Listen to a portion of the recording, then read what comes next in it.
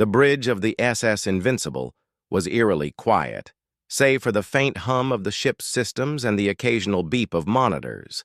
Everyone stared at the holographic figure that hovered in the air, its pulsating form casting strange shadows across the room. The circle with intersecting lines continued to glow rhythmically, as if it were alive. No one spoke. They didn't know what to say, or if they even should. Captain Ryan Dawson finally broke the silence. "Iris," he said, his voice calm but firm.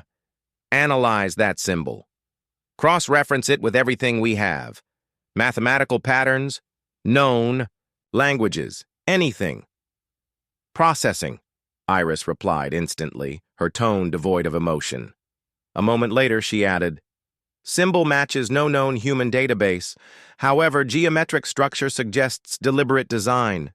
Probability indicates intent to communicate." Dawson nodded thoughtfully. "Send another signal. Use the same pattern they gave us, but mirror it back. Let's show them we're paying attention." Lieutenant Alan Brooks quickly typed the command into his console. The ship's external projectors lit up, beaming the mirrored pattern toward the alien vessel. For a few tense seconds, nothing happened. Then, the hologram shifted again. This time, it formed two overlapping circles, each pulsing alternately like a heartbeat. Dr. Laura Hayes leaned forward in her seat, her eyes wide with fascination. "It's responding," she whispered. "They're trying to teach us something." "What do you think it means?" Dawson asked, glancing at her. "I'm not sure yet," she admitted. "But this isn't random. These shapes, they could represent concepts, ideas, maybe even language." Before anyone could respond, the alien ship sent another beam of light toward the Invincible. Unlike the earlier scan, this one felt less invasive, more exploratory.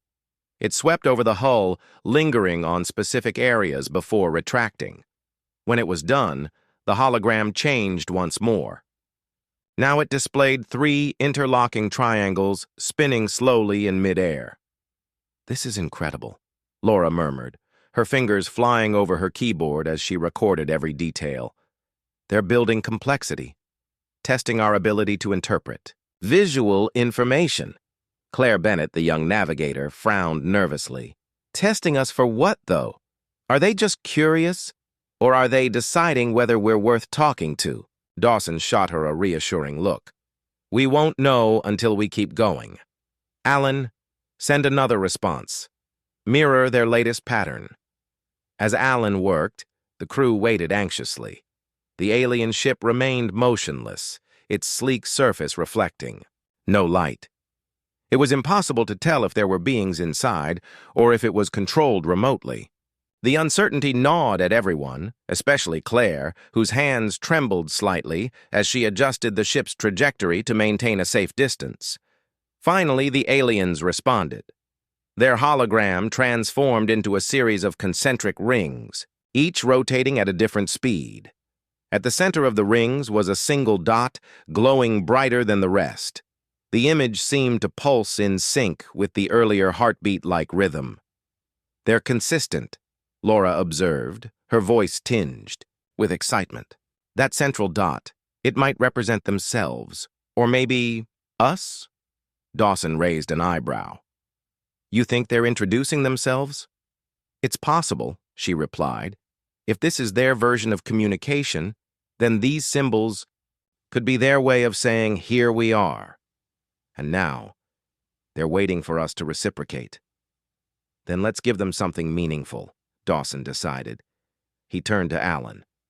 "Send a representation of Earth, a globe, continents, oceans. Keep it simple, but make it clear." Alan hesitated. "Sir, we don't know how they'll react. What if showing them where we come from makes them see us as a threat?" "We can't second-guess every move," Dawson countered. "If we want to establish trust, we need to take risks. Do it." With a nod, Alan complied. The Invincible says.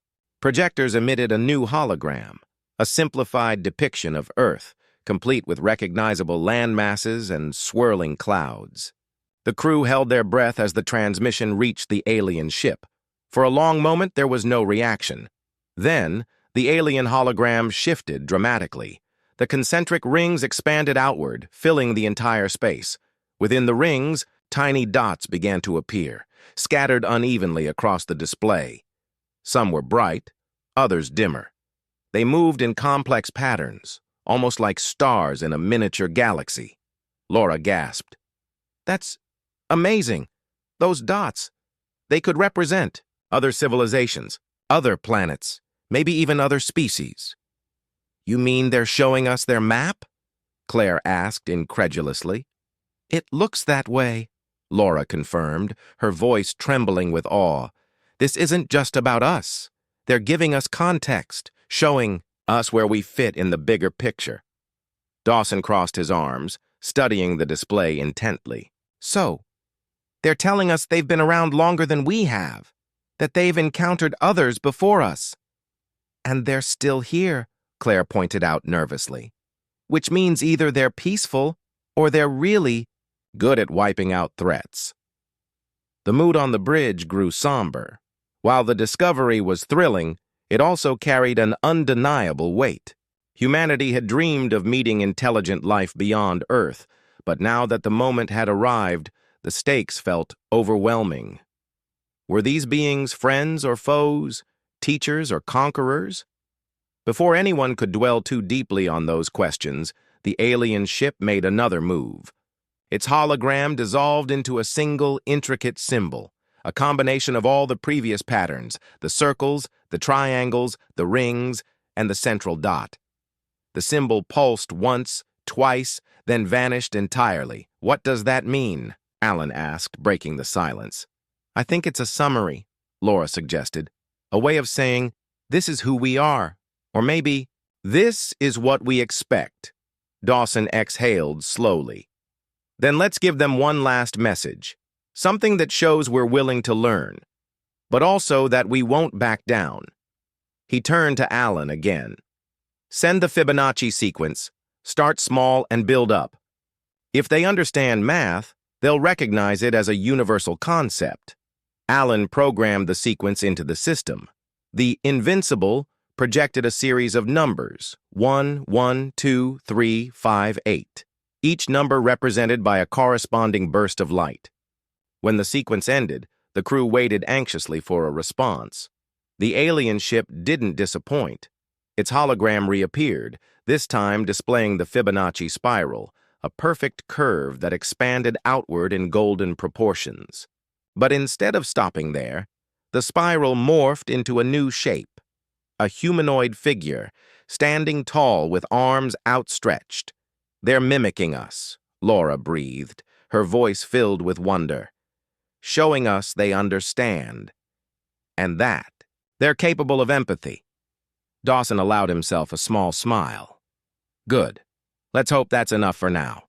But even as the crew celebrated this breakthrough, unease lingered beneath the surface. Back on Earth, the United Nations Security Council watched live footage of the encounter, their faces pale with apprehension. Secretary Ellen Parker gripped the edge of the conference table, her knuckles white. Around her, world leaders debated furiously, torn between hope and fear. "What happens if this goes wrong?" one council member demanded. "What if they decide we're not worth the effort?" "We can't afford to think like that," another argued. "This is humanity's first step into the galactic stage. We have to believe it's worth the risk." Meanwhile, aboard the Invincible, the alien ship began moving again. Slowly, deliberately, it positioned itself directly in front of the warship. Its surface shimmered faintly, almost as if it were preparing for something. The crew braced themselves, unsure of what would come next. Captain Dawson straightened his posture, his expression resolute. Whatever happened next, humanity would face it together. The stars stretched endlessly across the blackness of space, their light flickering faintly like tiny candles in an infinite void. The silence was profound, broken only by the soft hum of machinery and the occasional beep of instruments. It was a place where time seemed to lose meaning, where humanity's greatest achievements felt small against the vastness of the universe. And yet here they were, humanity's finest, floating aboard the most advanced warship ever built, the SS, Invincible. Captain Ryan Dawson stood on the bridge, his sharp blue eyes scanning the monitors before him. He was a man who carried himself with quiet confidence, his tall frame relaxed but alert. His crew trusted him because he had always made the right decisions, even when faced with impossible odds. Today, however, something about the mission felt different. They had ventured farther than any human ship before, crossing into uncharted territory near Proxima Centauri. No one knew what they would find out here. Dr. Laura Hayes sat at her station nearby, her fingers flying over the keyboard, as she analyzed data streaming in from the ship's sensors. She was a woman driven by curiosity, her mind constantly racing with questions about the unknown. Her dark hair was tied back in a loose ponytail, and her glasses perched precariously on the edge of her nose. She glanced up occasionally to exchange brief words with Captain Dawson or other members of the crew. "Anything unusual yet?" Dawson asked, his voice steady but tinged with anticipation. "Nothing so far," Laura replied, shaking her head slightly. "Just the usual cosmic background noise. But we're approaching that asteroid field you mentioned earlier. I'll keep an eye out for anything irregular." Dawson nodded and turned his attention back to the main viewport. Outside, the view was breathtaking.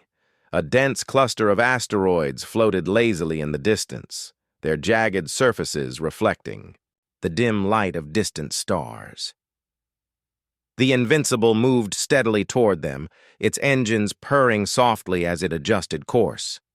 This part of space was largely unexplored, and every moment brought the possibility of discovery or danger. Lieutenant Alan Brooks, the communications officer, leaned forward in his seat, adjusting the frequency dials on his console. He was a wiry man with short brown hair and a nervous energy that made him seem perpetually restless. "Still no signals, Captain," he said after a pause. "No radio waves, no signs of artificial activity. Just emptiness." "That's not entirely surprising," Dawson replied calmly. "We're pretty far off the map. If there's anything out here, it might not be using technology we can detect." As if on cue, the ship shuddered slightly, causing everyone on the bridge to tense. Alarms began blaring, and red warning lights flashed overhead. Lieutenant Claire Bennett, the young navigator, spun around in her chair, her face pale. "Sir, we've got something big moving fast, really fast, coming in from Sector 7. Dawson's jaw tightened as he stepped closer to her screen. Sure enough, a blip appeared on the radar, moving at speeds that defied logic. Whatever it wasn't natural. "Can we get a visual?" he demanded. "I'm trying." Claire stammered, her hands trembling as she worked the controls. The cameras swiveled outward, focusing on the source of the disturbance.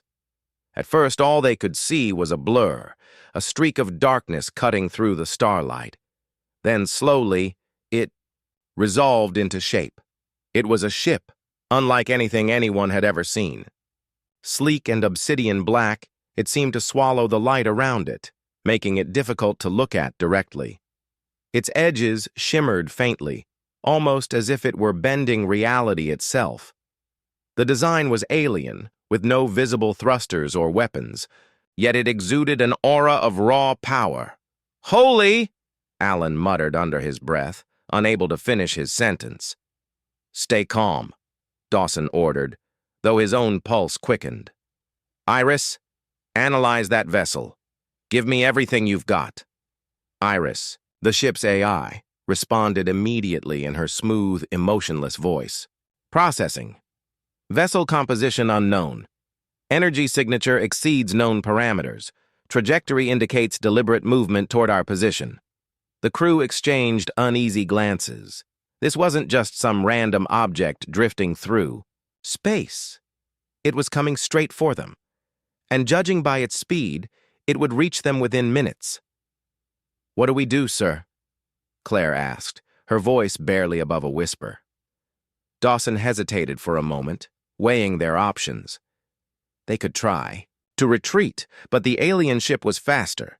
They could prepare weapons, but firing blindly might provoke an attack. Or they could attempt communication, hoping that whoever or whatever was piloting the craft would respond peacefully.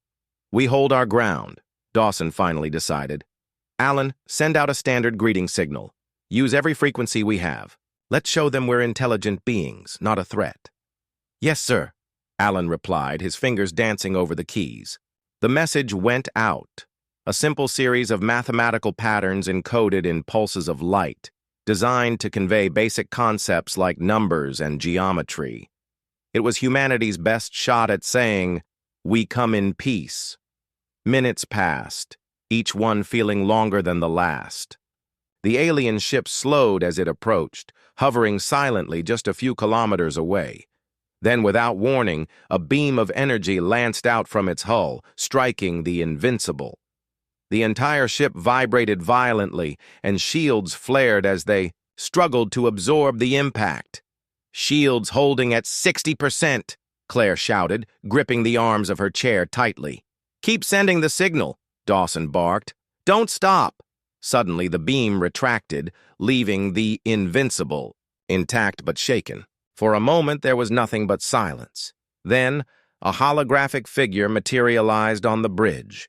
It was indistinct, shifting between forms too quickly to focus on. One moment, it resembled a humanoid shape. The next, something more insectoid. Then something else entirely. It pulsed with an inner light, casting strange shadows across the walls. "What is that?" Laura whispered, her eyes wide with awe. "I don't know," Dawson admitted, his voice low. "But it's watching us." The figure didn't speak, not in words anyway. Instead, it emitted a series of tones and pulses, rhythmic and deliberate. Iris analyzed the sounds, cross-referencing them with known languages and codes. After several tense seconds, she spoke again. "Pattern suggests nonverbal communication, likely attempting to establish contact." Dawson took a deep breath, steadying himself. "Send another message, something simpler this time. Show them we understand." Alan complied, transmitting a new sequence of symbols. The hologram responded almost instantly, changing its form once more. This time it settled into a single static image, a circle with intersecting lines, pulsating gently like a heartbeat. "They're communicating," Laura said, her voice filled with wonder. "This isn't random. They're trying to talk to us." But beneath the excitement lay a thread of unease. Was this truly an invitation? Or was it a test? Humanity had dreamed of this moment for centuries, the first contact with an alien civilization. But now that it was happening, the reality was far more complex and dangerous than anyone had imagined. The victory at the contested star system was a turning point, but it didn't bring peace. Instead, it marked the beginning of a new phase in humanity's war with the Kryn, a phase defined by constant tension and escalating conflict. For Captain Laura Bennett and Task Force Omega, there was no time to rest. The Kryn were regrouping, rebuilding their forces, and planning their next attack.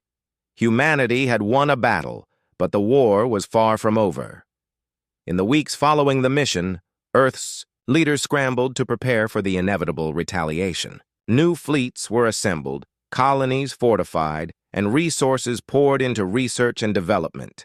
Scientists worked tirelessly to reverse engineer technology recovered from Kryn ships, hoping to gain an edge in future battles.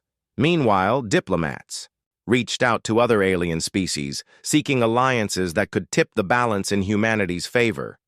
But the Kryn weren't idle either. Reports from deep space scouts painted a grim picture. The aliens were constructing even larger ships, developing more advanced weapons, and expanding their territory aggressively. Laura knew the stakes were higher than ever. She spent her days training Task Force Omega, pushing them harder than before. Her team had proven themselves capable, but she understood that complacency could be deadly. Every drill, every simulation, every strategy session was designed to keep them sharp, to ensure they were ready for whatever came next. Despite the pressure, her crew remained steadfast. They trusted her leadership and shared her determination to protect humanity. One evening, as Laura reviewed intelligence reports in her office aboard the Phoenix, a knock sounded at the door.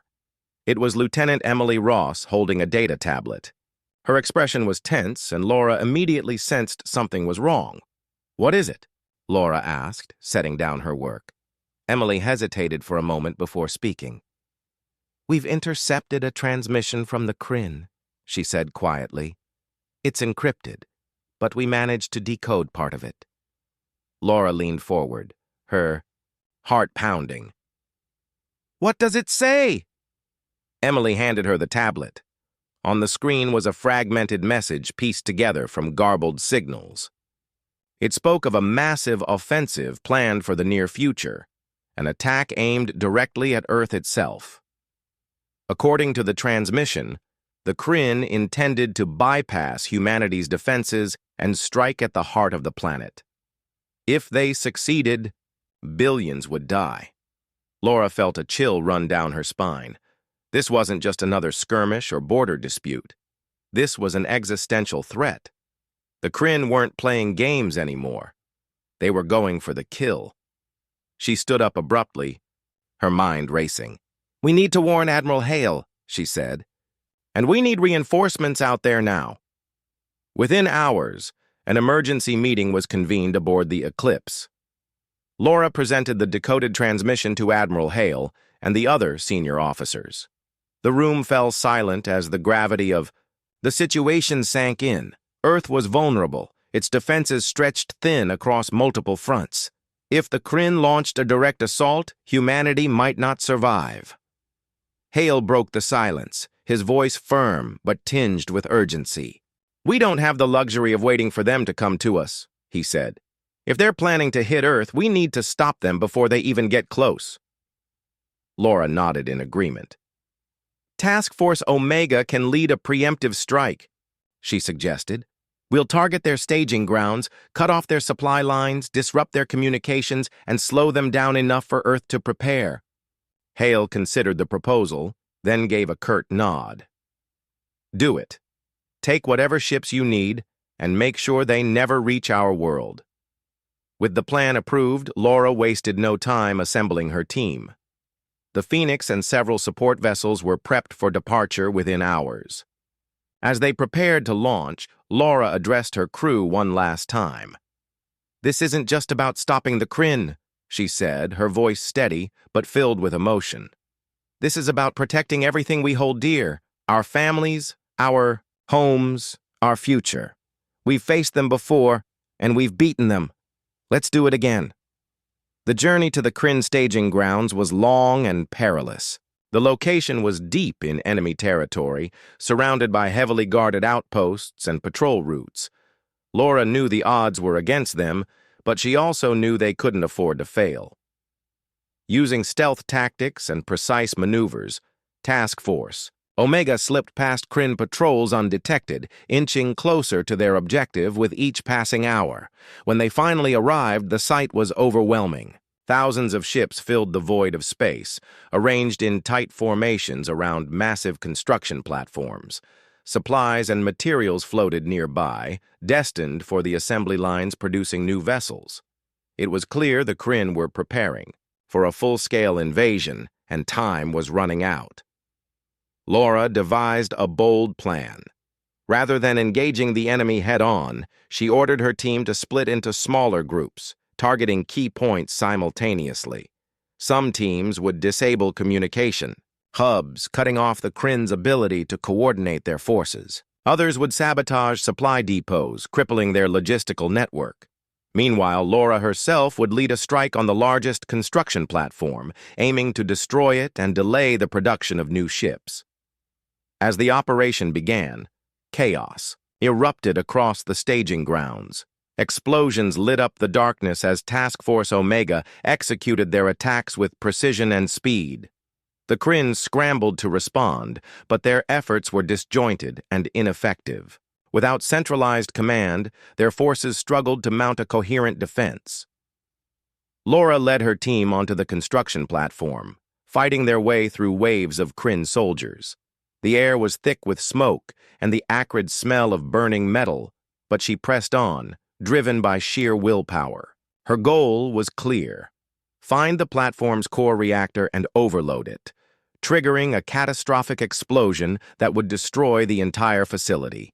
The final moments were a blur of adrenaline and determination. Laura planted explosives at the reactor's base, setting a timer before retreating to safety. As she and her team fled the platform, the countdown ticked away. Behind them, the reactor detonated in a blinding flash of light, consuming the platform and sending shockwaves rippling through space. The destruction of the construction site dealt a significant blow to the Kryn's plans. Without it, their ability to produce new ships was severely hampered. Task Force Omega regrouped aboard the Phoenix, battered but victorious. Though the battle had been costly, they had achieved their objective, buying Earth precious time to prepare for the coming storm. Back on Earth, news of the strike spread quickly. Humanity celebrated the victory, hailing Laura and her team as heroes once again. But Laura knew better than to let the praise go to her head. The Kryn were still out there, stronger and angrier than ever. This was only a temporary reprieve, a chance to regroup and strengthen their defenses.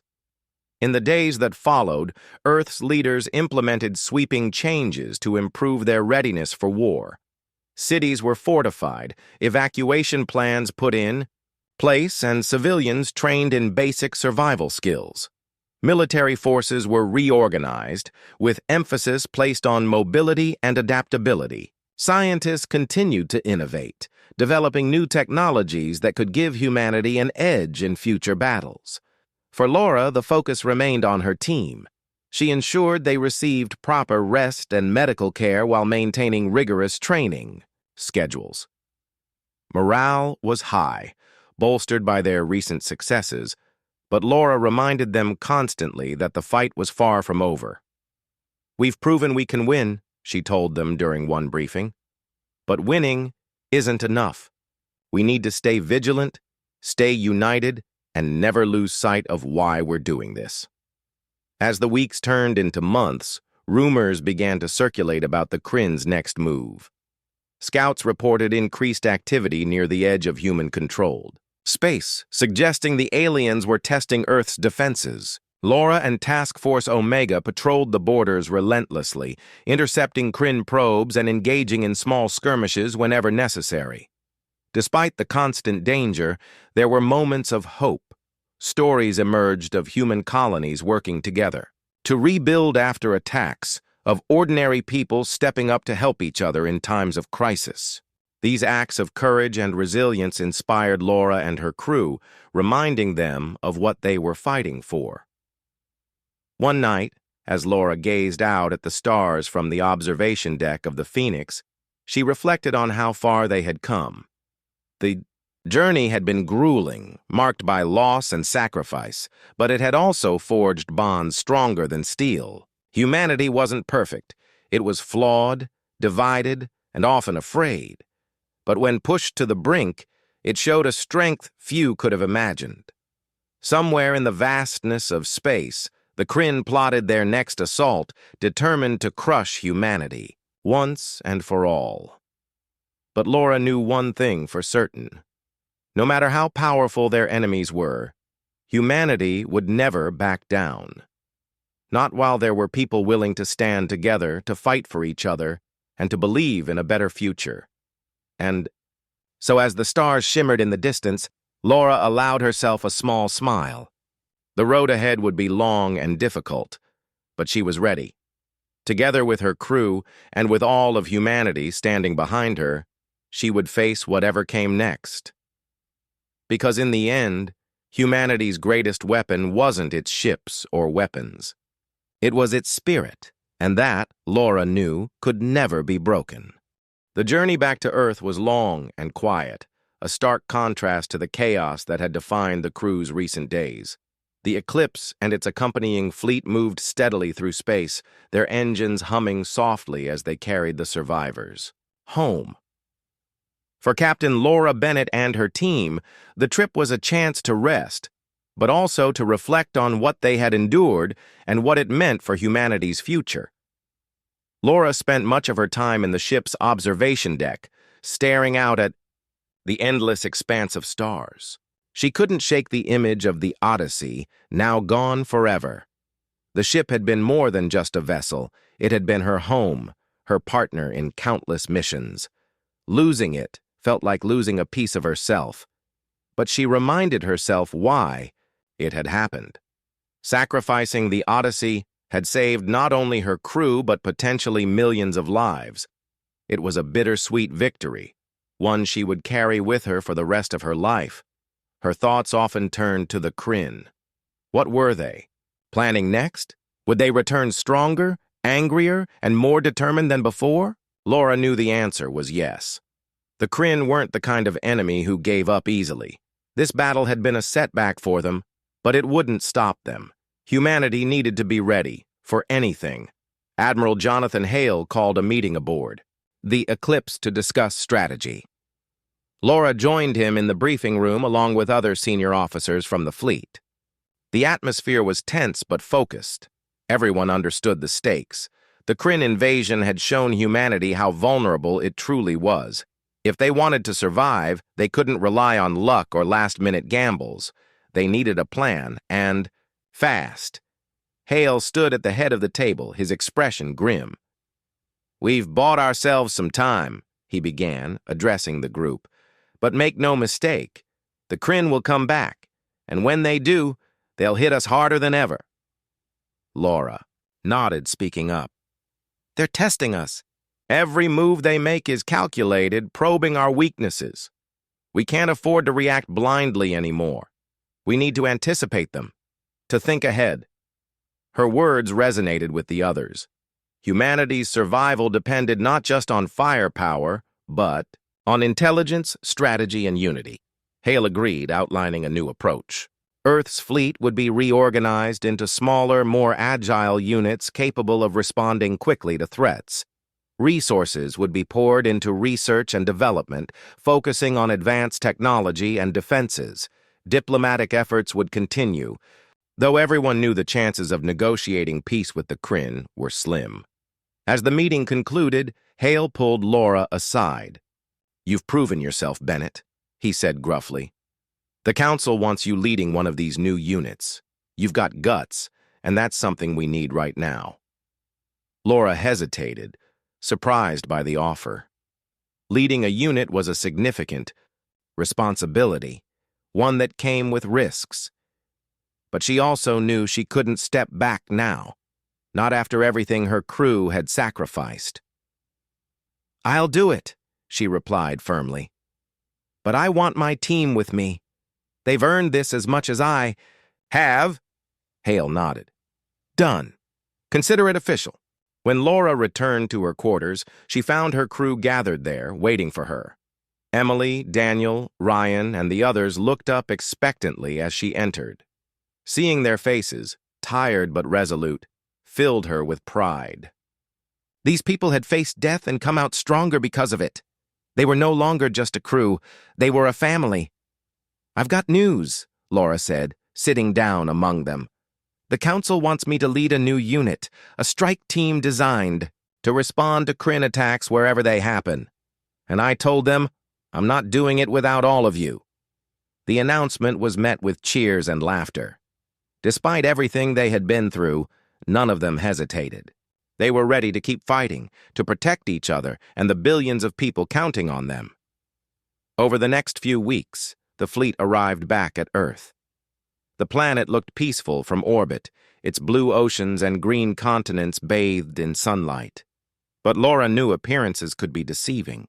Beneath the surface, governments and military leaders scrambled to prepare for the inevitable return of the Kryn. Cities fortified their defenses, factories churned out weapons and supplies, and scientists worked around the clock to develop new technologies. Laura and her crew were given a hero's welcome upon landing. Crowds gathered to cheer them on, waving flags and holding signs that read, "Heroes of Humanity." News outlets broadcast their story across the globe, turning them into symbols of hope and resilience. Laura accepted the praise graciously, but remained grounded. She knew fame wasn't what mattered. What mattered was staying prepared and staying united. In the weeks that followed, Laura threw herself into training her new unit. Officially named Task Force Omega, the group consisted of hand-picked soldiers, engineers, and pilots from across the fleet. Each member brought unique skills to the table, making the team versatile and adaptable. Together, they drilled tirelessly, simulating every possible scenario they might face against the Kryn. Daniel took charge of outfitting the unit's ships, ensuring they were equipped with cutting-edge technology. He worked closely with Earth's top engineers, incorporating lessons learned from the artifact fragment's energy into new weapon systems. Emily coordinated communications protocols, developing strategies to stay one step ahead of the Kryns. Jamming tactics. Ryan trained the pilots, teaching them how to navigate even the most treacherous environments. Through it all, Laura led with quiet determination. She pushed her team hard, but never lost sight of their humanity. She made sure they rested, ate well, and supported each other emotionally. In her eyes, strength wasn't just about physical endurance, it was about heart. And her team had plenty of that. Months passed, and the threat of the Kryn loomed large.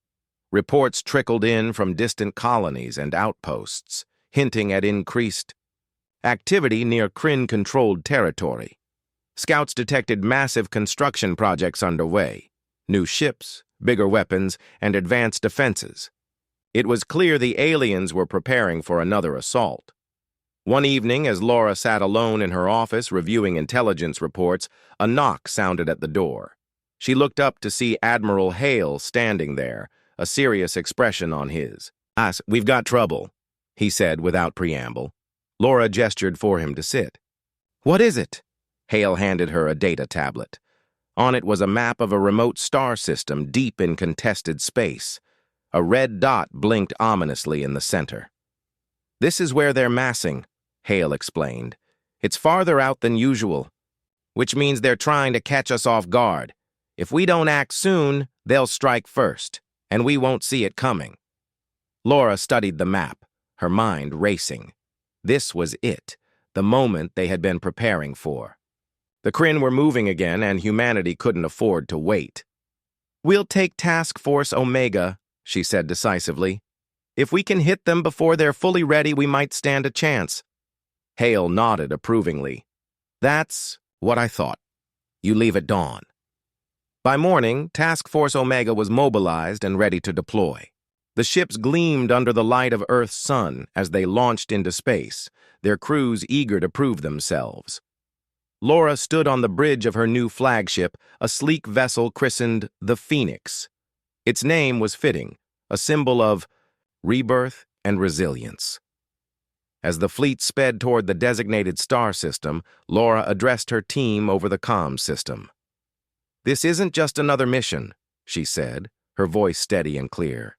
"This is our chance to show the Kryn that humanity isn't afraid, that we'll fight for every inch of space, every colony, every life. Stand together, trust in each other, and remember why we're here. Let's finish what we started."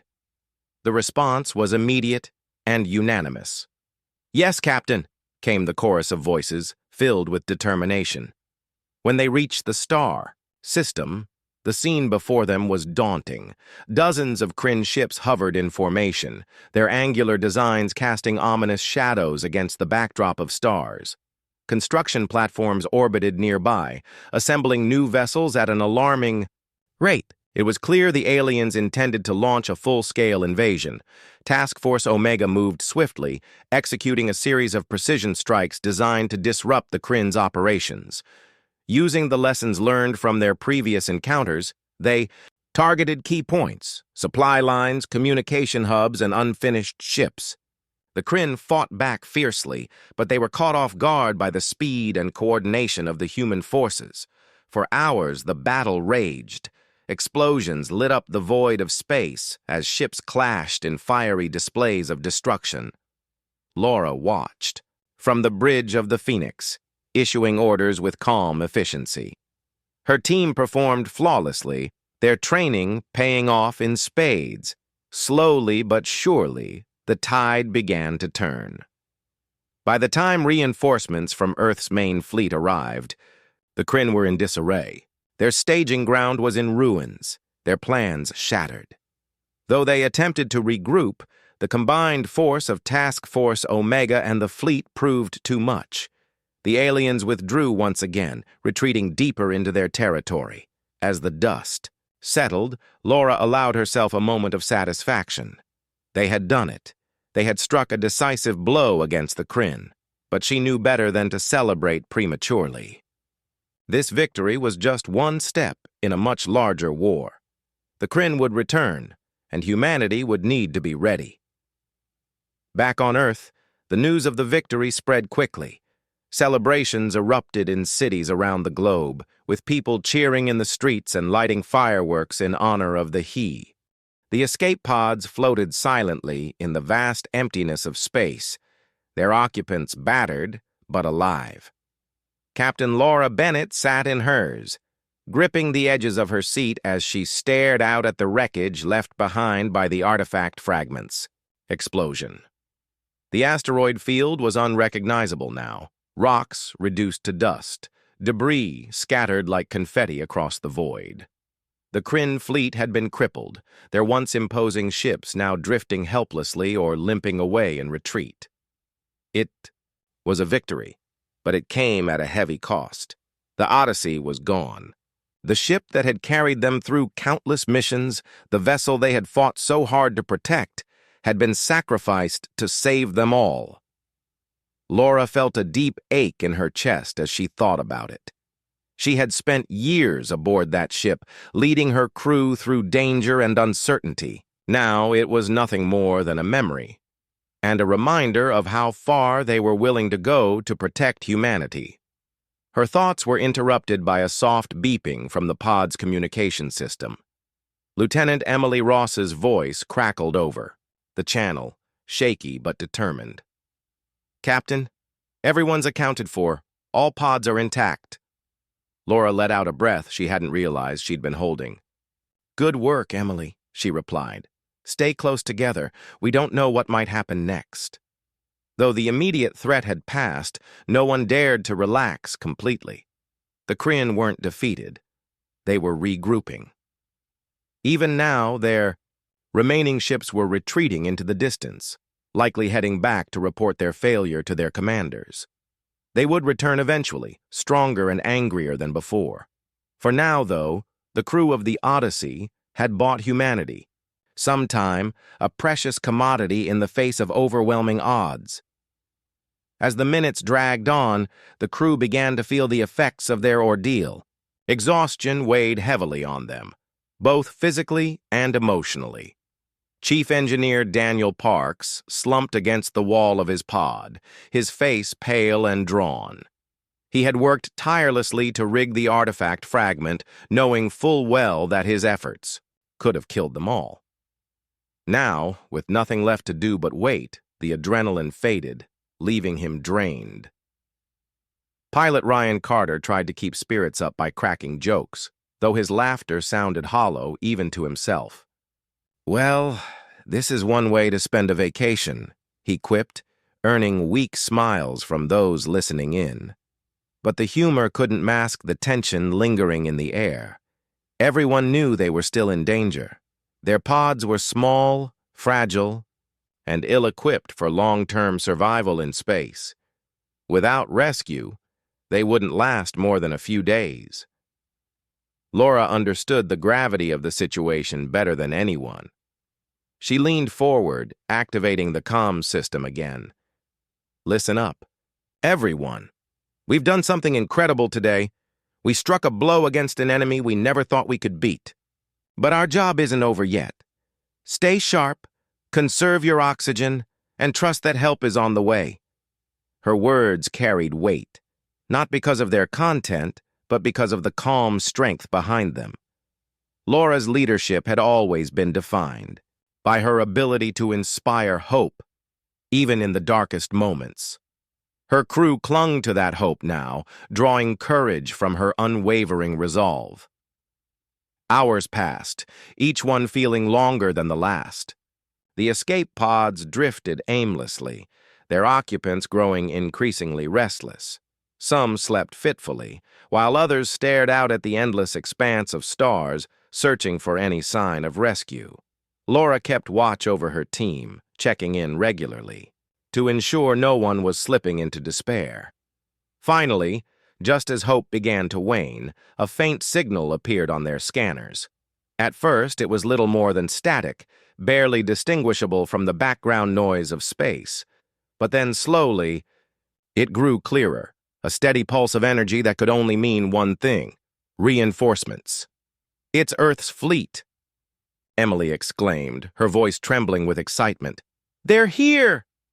Cheers erupted across the comms channels as the news spread. Laura allowed herself a small smile, relief washing over her like a tidal wave. Against all odds, Emily's desperate transmission had reached its destination. Help had arrived, not a moment too soon. On the horizon, the first ships of Earth's United Defense Fleet emerged from hyperspace, their sleek forms cutting through the void with purpose. Led by Admiral Jonathan Hale aboard the flagship Eclipse, the fleet moved swiftly toward the survivors, deploying recovery vessels to retrieve the stranded crew members.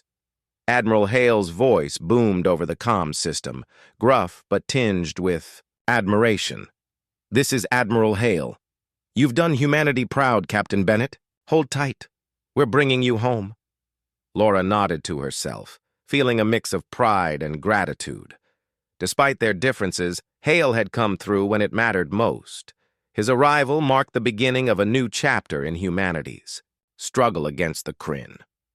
With the fleet's firepower now added to the equation, the balance of power had shifted, at least temporarily. One by one, the escape pods were retrieved, their occupants welcomed aboard the larger ships with open arms. Laura was among the last to board, climbing onto the deck of the Eclipse with weary steps. As she looked around at the bustling activity of the flagship, she felt a renewed sense of determination. The battle wasn't over, but they had proven something vital: that humanity could stand united in the face of impossible odds. Admiral Hale approached her, his expression unreadable. For a moment, neither of them spoke. Then finally, Hale extended his hand. "You gambled everything, Bennett. And you won." Laura shook his hand firmly, meeting his gaze without hesitation. "We didn't win. We survived. That's all that matters right now." Hale nodded, a flicker of respect in his eyes.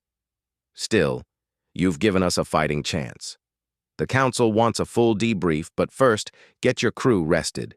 You've earned it." With that, Laura turned her attention to her team, ensuring they received medical care and food. Though battered and bruised, they were alive and ready to fight another day. Together, they gathered in the mess hall of the Eclipse, sharing stories of their harrowing escape and marveling at how close they had come to disaster. As the hours passed, reports began trickling in about the extent of the damage inflicted on the Kryn fleet. Dozens of their ships had been destroyed outright, while many others were severely damaged. Though the aliens had managed to withdraw, their losses were significant enough to force them into retreat. For the first time in years, humanity held the upper hand. But Laura knew better than to celebrate prematurely. The Kryn were cunning and relentless. This defeat would only fuel their desire for revenge. Humanity's newfound advantage was fragile, and maintaining it would require every ounce of ingenuity and courage they possessed. That night, as the fleet prepared to escort the survivors back to Earth, Laura stood alone on the observation deck of the Eclipse. She gazed out at the stars, her mind racing with thoughts of what lay ahead. The artifact fragment had been destroyed, but its legacy lived on. In the lessons they had learned and the bonds they had forged under fire, we may not have won the war, she murmured to herself, her voice barely audible above the hum of the ship. But today we showed them what we're made of. Behind her, the door slid open, and Emily stepped onto the deck. She hesitated for a moment before approaching Laura, holding out a small device, the tablet she had used to send the distress signal. "I thought you might want this," she said quietly. "It's proof of what we did. Proof that we can win." Laura took the tablet, running her fingers over its smooth surface. A faint smile crossed her lips as she nodded. "Thank you, Emily. This means a lot." Together, they stood side by side, watching the stars stretch endlessly before them. The road ahead would be difficult, filled with challenges they couldn't yet imagine. But for now, they allowed themselves a moment of quiet reflection, a chance to savor the hard-fought victory they had achieved.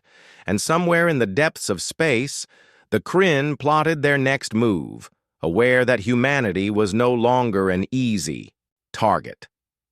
The war was far from over, but one truth had become undeniable.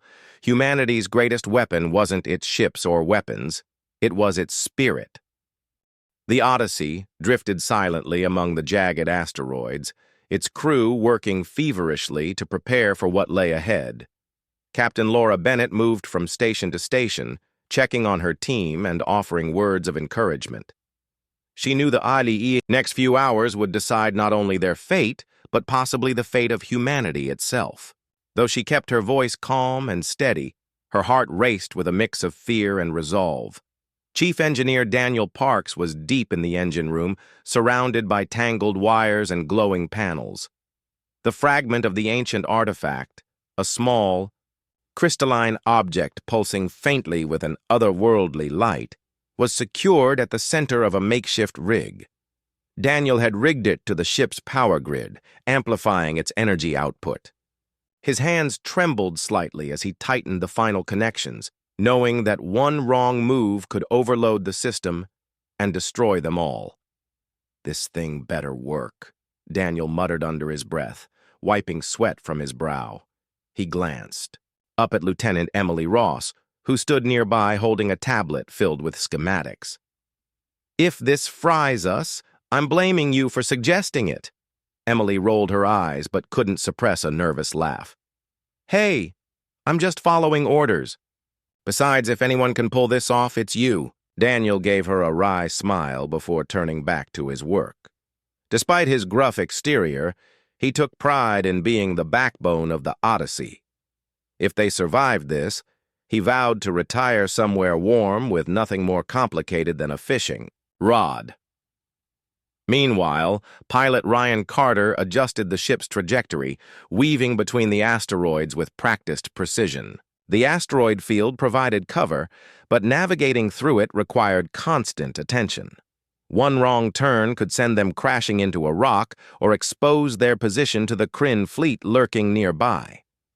Ryan's knuckles were white as he gripped the controls, his focus unshakable. On the bridge, Laura reviewed the plan one last time with her senior officers. Using the artifact fragment's energy, they would create a localized EMP burst, capable of disabling the Kryn ship's systems. For a brief window of time, the enemy would be blind and powerless. But there was a catch. The EMP would also leave the Odyssey vulnerable once the effect wore off. They'd have mere minutes to act before the Kryn regained control. "We're gambling everything on this," Laura said, her tone firm but tinged with concern. "If we succeed, we buy humanity enough time to regroup. If we fail—" She let the sentence trail off, unwilling to voice the grim outcome. Her crew nodded. Solemnly, they understood the stakes. There was no backup plan, no second chance. All they had was each other, and the fragile hope that their ingenuity might outmatch the Kryn's superior numbers. As preparations neared completion, Laura addressed the entire crew over the intercom. Her voice echoed through the narrow corridors. "Of the Odyssey, reaching every corner of the ship. "This is it," she began. "Today, we stand not just for ourselves, but for everyone back home. We may not have the biggest ship or the strongest weapons, but we have something far greater: our spirit. Stand ready, stay sharp, and trust in each other. Together, we'll prove that humanity cannot be broken." Her words resonated deeply with the crew. Even those who doubted the mission earlier now felt a renewed sense of purpose. They weren't just fighting for survival, they were fighting for the future. With everything in place, Laura gave the order to initiate the EMP sequence. Daniel activated. The rig and the artifact fragment began to glow brighter, its energy surging through the ship's systems. Alarms blared softly as the power levels spiked, warning of potential overload. On the bridge, Emily monitored the readings closely, her fingers flying across her console to ensure stability. "Energy output is rising," Emily reported, her voice tight with tension. 30 seconds until detonation." Ryan steadied the ship, keeping it positioned near the edge of the asteroid field where the EMP blast would have maximum impact. Outside the viewport, the Kryn fleet remained ominously still, their ships casting long shadows against the rocky debris. Laura gripped the railing beside her command chair, watching the countdown tick away. 10 seconds, 5, 3, 2, now! She shouted. The artifact fragment erupted in a brilliant flash of light, sending waves of electromagnetic energy rippling outward. The effect was immediate. The Kryn fleet shuddered violently as their systems failed, plunging them into darkness. Weapons powered down, shields collapsed, and communication channels went silent. For several precious moments, the aliens were helpless, their advanced technology rendered useless. On board the Odyssey, the crew cheered instinctively, relief washing over them like a tidal wave. But Laura quickly raised a hand to silence them. "Stay focused," she reminded them sharply. "This isn't over yet." She was right. The EMP blast had bought them time, but it wouldn't last forever. Already, the Kryn ships were beginning to stir, their backup systems kicking in. Lights flickered back to life, and engines roared as they struggled to regain control. It was only a matter of minutes before they were fully operational again. Laura turned to Ryan. "Take us deeper into the asteroid field. Use the terrain to keep us hidden while we figure out our next move." Ryan nodded and swung the ship into motion, expertly dodging between the massive rocks. Behind them, the Kryn fleet slowly reorganized, their movements sluggish but determined. Zix-7's voice crackled over the comms channel, distorted with anger. "You dare challenge us? You will pay for this insult." Laura ignored the threat, focusing instead on her crew. "Emily, broadcast decoy signals to confuse them, make them think we're scattered throughout the field." Emily sprang into action, programming false transmissions to mimic the Odyssey's signature. The signals bounced off the asteroids, creating echoes that made it seem as though multiple ships were hiding in the chaos. Meanwhile, Daniel worked to stabilize the Odyssey's own systems, which had taken a beating from the EMP blast. As the minutes passed, the Kryn grew increasingly frustrated. Their scanners picked up dozens of false targets, forcing them to split their forces and waste valuable time searching for a phantom enemy. The delay gave the Odyssey a crucial advantage, allowing Laura to formulate a new strategy. "We need reinforcements," Laura said finally. "If we can hold out long enough, Earth's fleet might reach us in time." But getting help wasn't as simple as sending a distress call. The Kryn jammed most communication channels, leaving only narrow windows of opportunity to transmit messages. Emily worked tirelessly to find a frequency that hadn't been blocked, her fingers dancing across the keyboard as she pieced together fragments of code. Finally, after what felt like an eternity, she managed to send a brief signal to distant outposts.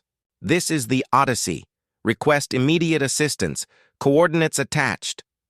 It was a desperate gamble. The message might never reach its destination, or even if it did, the fleet might arrive too late.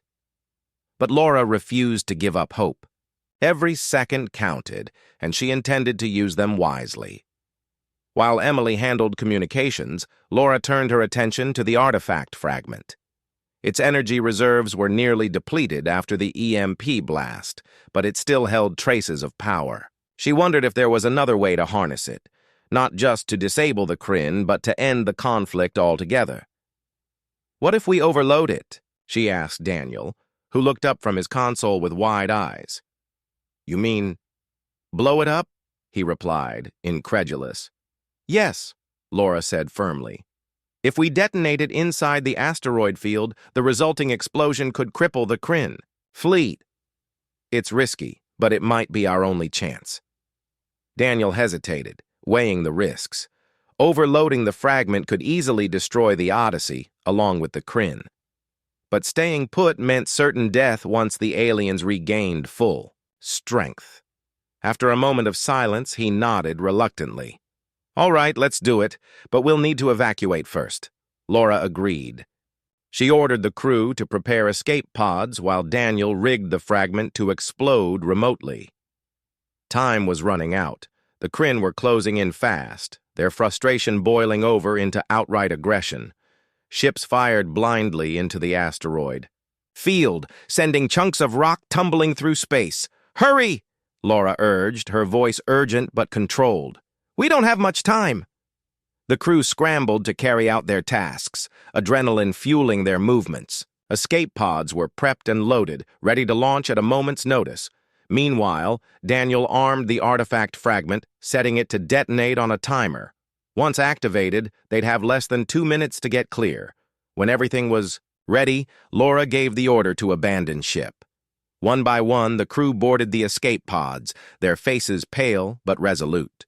Laura stayed behind until the very end, ensuring everyone else was safe before climbing into the last pod herself. As the hatch sealed shut, she took one final look at the Odyssey, the ship that had carried them through so much. "I'm sorry," she whispered softly, tears welling in her eyes. Then, with a heavy heart, she pressed the launch button. The escape pods shot away from the Odyssey, disappearing into the labyrinth of asteroids. Behind them, the artifact fragment reached critical mass, unleashing a blinding explosion that lit up the void of space. The shockwave tore through the asteroid field, obliterating rocks and crippling the Kryn fleet. Ships tumbled out of formation, their hulls scorched and battered. When the dust settled, the Kryn were left reeling. Their armada was in disarray, their pride shattered. Though